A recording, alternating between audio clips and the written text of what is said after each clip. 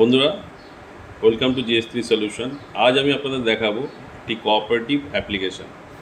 এটি বেসিক্যালি একটি employees credit cooperative application. এটি আমি বছর 10 আগে বানিয়েছিলাম এবং এই অ্যাপ্লিকেশনটি ব্যবহার ওনারা করবার পর আমাকে ফিডব্যাক দেয়।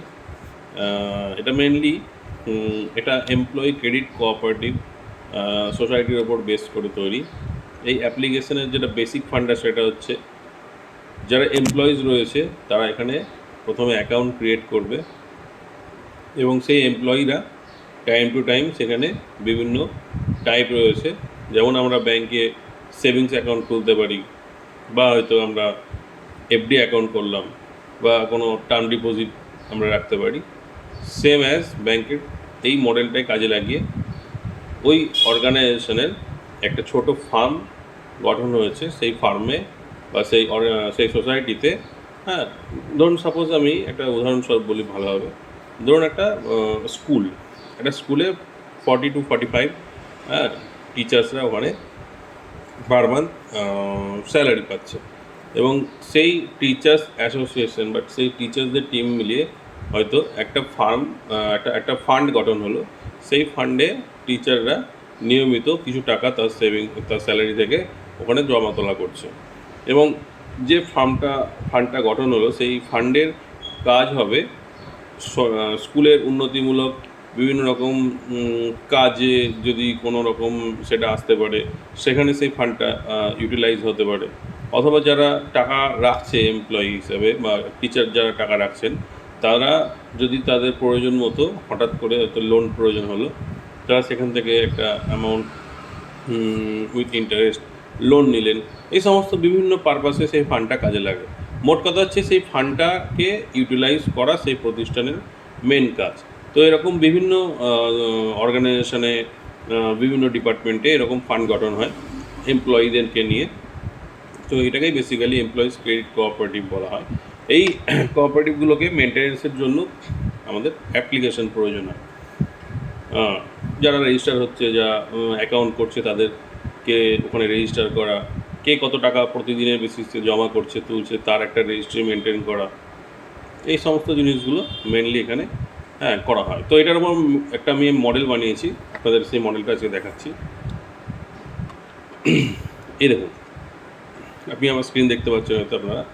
তো এই যে ইসিসিএসের যে সিস্টেম ফিচার্সগুলো রয়েছে, সেই ফিচার্সগুলো হচ্ছে যেমন মেম্বারকে অনবোর্ডিং করা, অ্যাকাউন্ট টাইপ যেগুলো থাকে সেগুলোকে ওখানে রেজিস্টার করা বা সেগুলো ক্লাসিফাই করা, লোনের রিকোয়েস্ট রেজ করা, ফান্ড ইউটিলাইজেশন, ডে বুক মেনটেন, ফিনান্সিয়াল ইয়ার ওয়াইজ প্রত্যেকটা রেকর্ড মেনটেন, এবং যদি কেউ সেভিংস বা ফিক্সডের জন্য টাকা রাখে তার ইন্টারেস্ট ক্যালকুলেশন, এবং যদি কোনো বিভিন্ন রকম ফান্ড ইউটিলাইজেশনের ক্ষেত্রে হয়তো কোনো রকম সমস্যাও হতে পারে, যে কোনো একটা ফান্ড কাউকে লোন দেওয়া হলো, হয়তো সে হঠাৎ করে চলে গেল কোথাও বা পাওয়া যাচ্ছে না, বা সেই লোনটা রিকভারি হলো না, সেই ক্ষেত্রে এনপিএর মধ্যে সেগুলোকে ক্যালকুলেট করা। তো মোট কথা যে এই যে ইকোসিস্টেমটা ইসিসিএস ম্যানেজমেন্টের, এইটাই বেসিক্যালি ম্যানেজ করা এই অ্যাপ্লিকেশনের মেন উদ্দেশ্য। তো আমি আপনাদের এবার অ্যাপ্লিকেশনটা দেখাই। অ্যাপ্লিকেশনটা দেখলে আপনারা বুঝতে পারবেন। এইটা হচ্ছে বেসিক অ্যাপ্লিকেশন। এটা অ্যাডমিন রোল বা যে ইসিসিএসটা ম্যানেজ করছে মেন তারা। এখানে কতগুলো নতুন অর্ডার বা নতুন যারা রেজিস্টার করছে তাদের এখানে রেকর্ডস আছে, রেজিস্ট্রেশন। এছাড়া বাউন্স কিছু যদি থেকে থাকে সেগুলো, যারা অ্যাকাউন্ট করছে তারা কি বাউন্স পাচ্ছে, মানে যে অ্যাকাউন্টগুলো কি বাউন্স হচ্ছে না হচ্ছে, এই সমস্ত বেসিক ফিচারগুলো এখানে অলরেডি রয়েছে। যেমন দেখা যাচ্ছে আপনি কোনো অ্যাকাউন্ট করেছেন এবং আপনি টাকা পাঠাবেন, বেনিফিশিয়ারি অ্যাড করবেন, তো সেক্ষেত্রে বেনিফিশিয়ারি অপশানে গিয়ে অ্যাড বেনিফিশিয়ারি করে আপনি কাউকে পেমেন্ট করে দিলেন। এই টোটাল এই সিস্টেমটার মাধ্যমে যে অ্যাকাউন্টেন্ট যে আছেন তিনি এই জিনিসটা লগ ইন করে মেনটেন করেন। শুধু তাই নয়, যারা রেজিস্ট্রেশন করছে, যারা আর কি ওখানে ইউজার, সেই ইউজাররাও লগ ইন পাচ্ছে। সেই ইউজাররাও তাদের নিজস্ব পোর্টালে হোক বা অ্যাপে লগ ইন পাবে। তাদের জন্য আমরা একটা আলাদা সিস্টেম বানিয়েছি, এখানে তারা লগ ইন পাচ্ছে। এবং লগ ইন শুধু যে কেউ লগ ইন করতে পারে না, লগ ইন করার জন্য পার্টিকুলার সেই ইউজারকে প্রথমে ওই এমপ্লয়ির টোটাল রেজিস্ট্রেশনটা কমপ্লিট করতে হবে, কেওয়াইসি কমপ্লিট করতে হবে আগেই। কেওয়াইসিটা অফলাইনে হয় বেসিক্যালি। কেওয়াইসি কমপ্লিট করার পর সেই ব্যক্তি কোন অ্যাকাউন্ট থেকে সেটাকে অ্যাক্সেস করবে, তার অ্যাকচুয়ালি এখানে তো কোনো মেন ব্যাঙ্ক অ্যাকাউন্ট এখানে অ্যাড হচ্ছে না। এখানে এটা তো কোনো মেন ব্যাঙ্ক অ্যাকাউন্ট না, বলতে কোনো ন্যাশনালাইজ ব্যাঙ্ক অ্যাকাউন্টের সাথে এটাকে যুক্ত করতে হবে। আদারওয়াইজ এই ব্যাংকের সমস্ত ডিটেলসকে আমরা ট্যাগ করার জন্য একটা মেন ব্যাংকের অ্যাকাউন্টের সাথে এটাকে বেসিক্যালি ট্যাগ করি। যেমন আমি আপনাকে একটা উদাহরণস্বরূপ দেখাচ্ছি। এখানে আপনি প্রথমে ইমেল আইডি দিলেন,